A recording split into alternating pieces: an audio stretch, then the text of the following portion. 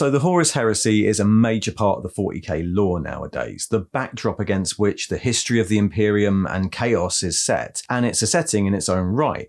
But as most people know, it wasn't ever in the original version of 40k. Like the Badab War, it was an addition that was then expanded over the years.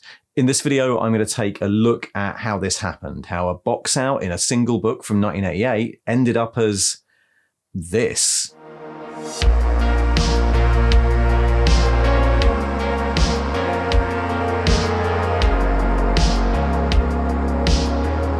Rogue Trader, the original version of 40k, was released in 1987, and while it featured a lot of elements we'd be familiar with today, including the 10,000-year-old Emperor on his golden throne, there was one massive thing missing: chaos. Chaos in the Warhammer sense, the specific mix of Lovecraft and Moorcock, was present in the Warhammer Fantasy universe, but reportedly Rick Priestley never wanted it to become part of 40k. So while we still have the warp and warp travel, psychers and astropaths, the place of demons was taken by more generic warp entities like vampires or enslavers.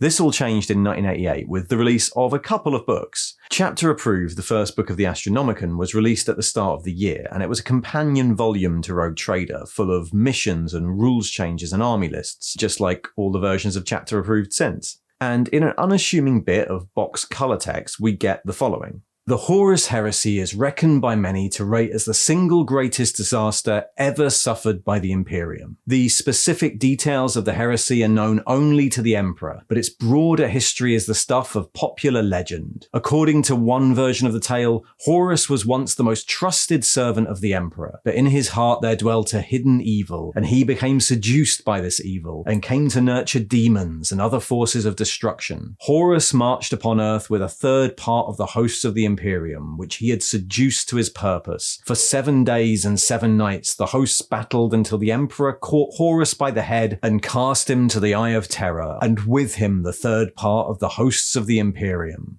There it is, the first mention of the Horus Heresy, and also of demons and how they corrupt Imperial servants. No mention of Primarchs or anything like that. Horus was just a famous general who rebelled. But this box out is expanded pretty quickly. Later in 1988 came the first of the Realm of Chaos books, Slaves to Darkness, a colossal source book on chaos in both Warhammer Fantasy and which introduced chaos to 40k. Slaves to Darkness introduces the Chaos Renegades for Warhammer 40k, and in particular the Traitor Legions, the Marines who fled into the Eye of Terror after this Horus Heresy, so appropriately it's here that we get the first full description of what exactly it was.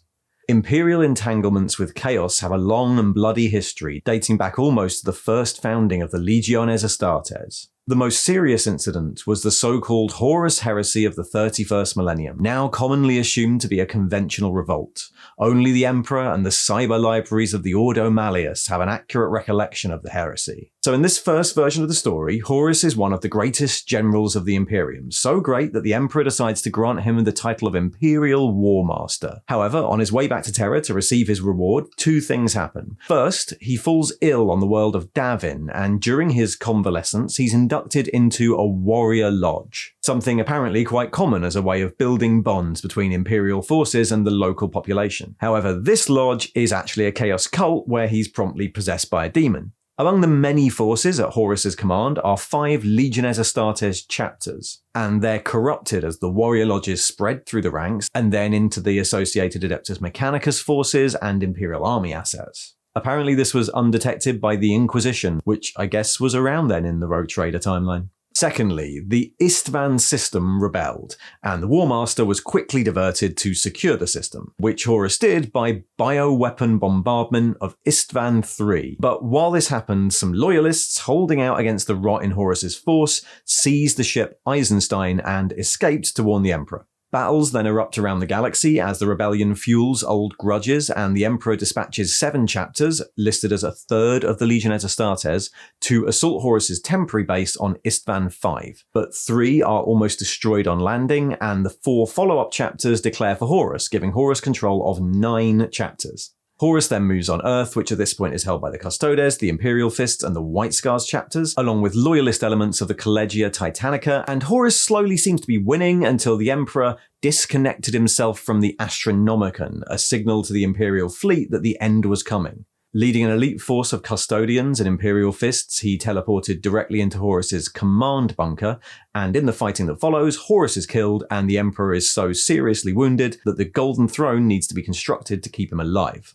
In the aftermath, the traitor forces are hounded into the Eye of Terror and stricken from the list of active units, where their unit numbers are assigned to other Marine chapters raised in later foundings. So a surprising amount of this is familiar. Isstvan III and Isstvan V, the siege of the Emperor's palace, and the fight leading to the Emperor's installation on the Golden Throne. All the key beats of the story are there, even if a lot of the mythology and setup is missing.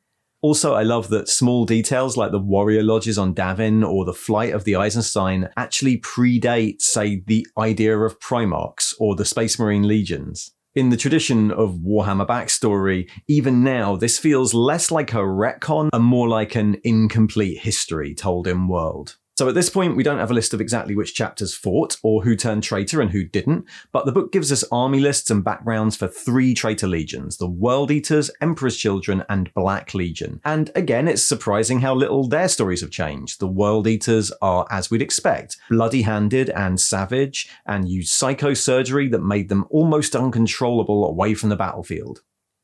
Yep, that's them. The Emperor's Children are listed as one of the relief legions deployed by the Emperor to pacify the revolt, but during a parley, their chapter master and officers were corrupted by the decadent pastimes Horus offered and drugged until they swore loyalty to Slaanesh. Finally, the Black Legion are listed, and their story about being called the Lunar Wolves and then changing to the Sons of Horus is intact, although in this it's because of the 5 legions at Horus's command, they were his Praetorians and bodyguard. The Black Legion section also includes the story of the Legion Wars in the Eye of Terror that destroyed the old Sons of Horus and caused the formation of the Black Legion. This stuff wouldn't really come up again until Aaron Dembski Bowden started using it as the basis for his Black Legion series. The story also includes quite a bit about the importance of Titan legions to the campaign, which is no surprise as the 3rd book of 1988, to include details of the heresy, is the rulebook for the 1st edition of Adeptus Titanicus, released in December with an accompanying competition in White Dwarf 108. The story portrayed here is a cut-down version of the one in Realms of Chaos. It even tells you to refer to Realms of Chaos for more information. It's often said that one of the main reasons for setting Adeptus Titanicus in the Horus Heresy was that the box could only really afford to contain 1 Titan sprue supplied in red and blue plastic, and a civil war is a really good excuse for the 2 sides being basically identical. But since this was all happening at once, it's kind of hard to believe that was an isolated decision. Was it just the manufacturing requirements of that one game that pushed the designers towards inventing the heresy a year ahead of time, or did the retrofitting of Chaos to the 40k setting just handily provide a useful excuse for the game designers?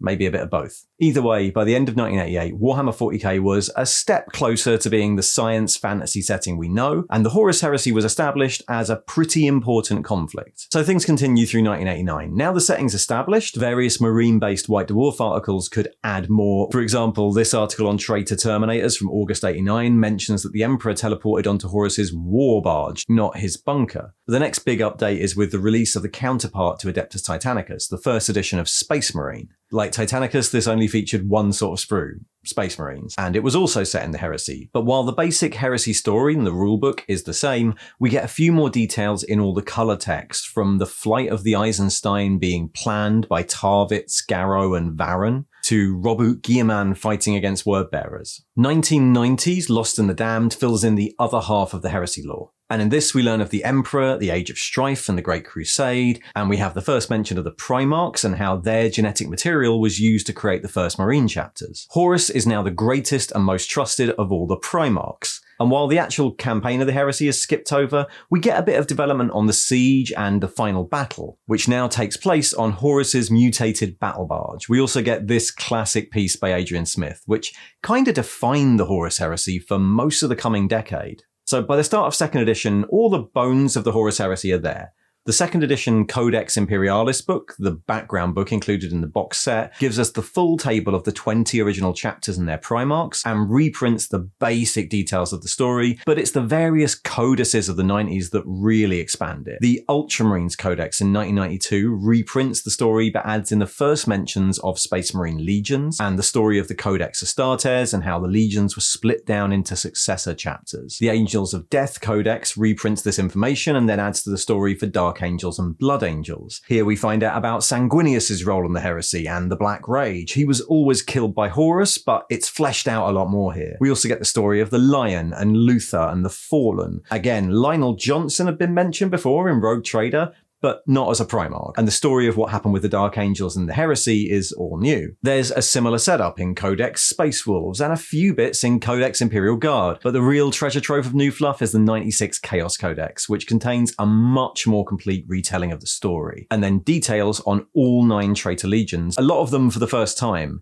It's here we learn about how Lorgar turns to Chaos before the Heresy, though he isn't responsible for it yet, or how the Death Guard found Nurgle while marooned in the warp. Also in this period, we get the Horus Heresy board game, released in 1993, an Avalon Hill-style stacking wargame, released as part of Games Workshop's Wargame series. The fluff within is largely the same as the Rogue Trader era, but it's the first time we get a proper map of the Imperial Palace, and we can see where Lion's Gate or Eternity Gate actually are. It's accompanied in White Dwarf 161 by the minigame Warmaster, where you get to play out the final battle on Horus's battle barge. So at the end of 2nd edition, the greater story of the heresy is largely the same as it was, but now it's been supplemented by all these tales of what the individual Primarchs and Legions did. So we've got the Space Wolves raising Prospero, the Iron Warriors assaulting Talan, and many of the key characters have been introduced, like Khan, Abaddon, and Ahriman.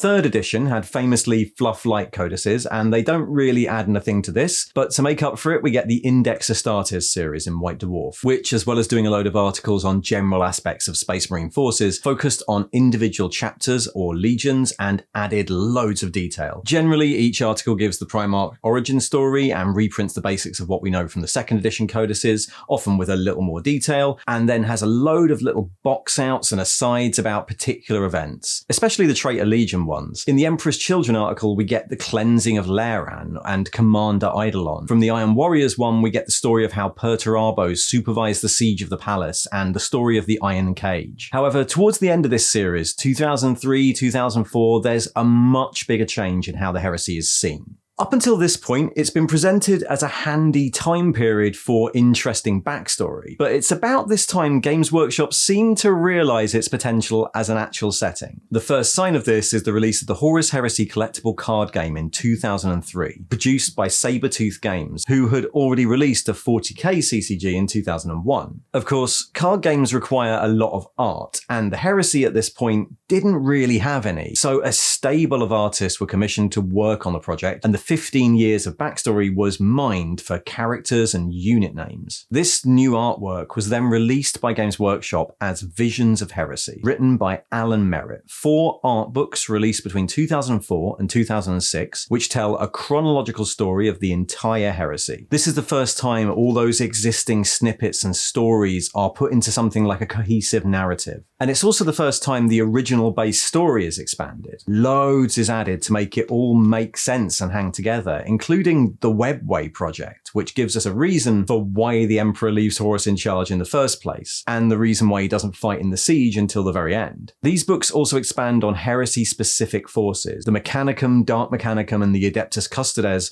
were often footnotes, but these books reimagine them into ancient and archaic forces. The Sisters of Silence are introduced here, based on some older John Blanche art. Also, it's in these books that Adrian Smith updates his original image of the final confrontation to this. These books have been re-released a few times since, as the colossal Collected Visions in 2007, and again as Visions of Heresy, but this time with updated cover art to make it fit in with the Black Library series in 2017. If you really want to know where the modern heresy comes from, it's this. But it's still very much a blueprint. It makes the story hang together, but it's still written in this semi-mythological style. What came next was detail. Black Library released Horus Rising by Dan Abnett in 2006, and the Horus Heresy series it spawned continued through to 2019, taking in 54 main novels with countless anthologies, novellas, and short stories. And arguably, it's still continuing. I'm not going to try and summarize all of them in this video, but suffice to say they mainly add important stuff like character development and detailed plot. Some of them were amazing, some of them were terrible, but they were all extremely popular. So, like many Black Library concepts, it was only a matter of time before this all found its way onto the table. Forge World released Horus Heresy Betrayal in October 2012, when the novel series was already 23 books in, and it's presented as an expansion to the main 40k game using the same rules but with different army lists and missions. Betrayal covered the culling of the legions on Isstvan 3, and as the series continued, it expanded to cover most of those major points again. The Dropsite Massacre, the Broken Legions, the burning of Prospero. And rather than a novelization, these are told in the format of a recent historical account, which means they can take a slightly wider view than the novels. Both the Black Library and the Forge World series are ongoing series. Over the last decade, they've added way too much to go into here, sometimes converging on the same story, sometimes focusing on totally different sections of it, and there's been some osmosis between them. I'm not sure the Horus Heresy series ever really was just one little paragraph of text. Even in 1988, it seemed too big an addition to be as throwaway or accidental as it's sometimes claimed. But its inclusion took the whole 40k setting in a totally different direction, and I'm not sure anyone from back then would have envisaged what it became. I've really enjoyed both the Black Legion and the Forge World series, but both are reaching the end of the story. Far from a mythology, it's now one of the most detailed parts of the setting, and it'll be interesting to see what happens to the Heresy once they're over. So yeah, that's how we got from this to that. I want to go into the Horus Heresy in a bit more detail in other videos, particularly about things like the art direction, which I think's really interesting. But for this video, I'll stop there. Thanks for watching.